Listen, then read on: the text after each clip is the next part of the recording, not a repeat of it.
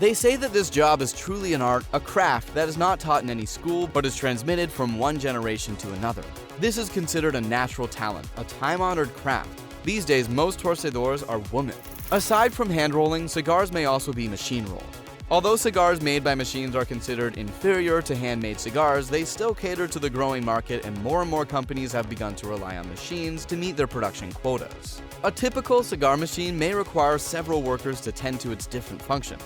One worker feeds tobacco leaves onto a feed belt between guide bars that are adjusted for the length of cigar desired. The machine bunches the leaves, forming the filler. A second worker places the binder leaf onto the binder die. The leaf is held down by suction and the machine cuts it to the proper size. The filler then drops onto the binder die. The machine rolls the binder around the filler. A third worker places the wrapper leaf on a wrapper die. The partially completed cigar drops onto the wrapper die and the machine rolls the wrapper around the cigar. A fourth worker inspects the completed cigars and places them in trays.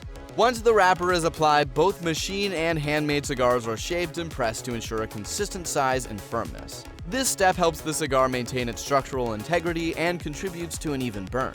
The shaped cigars pass then through a series of inspections. They are first separated into bundles of around 50 cigars and are labeled according to vitola or size, name of the cigar maker, and date. The bundles of cigars are then weighed. Each bundle must conform to a particular weight, otherwise it will show that the cigars are either too tight or too loose.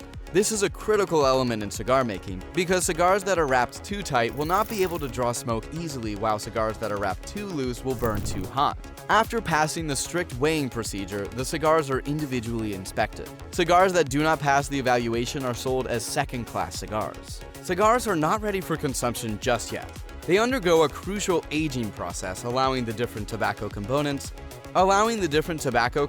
to harmonize and mellow.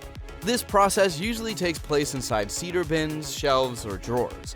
The duration of aging varies, with some cigars requiring a few months, while others benefit from several years of aging in carefully controlled environments. Cigars are checked for quality during each step of the manufacturing process.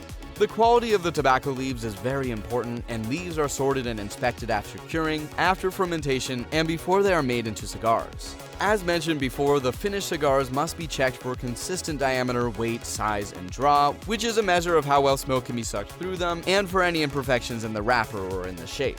Cigar factories employ personnel to maintain the manufacturing machinery so that cigar measurements are consistent.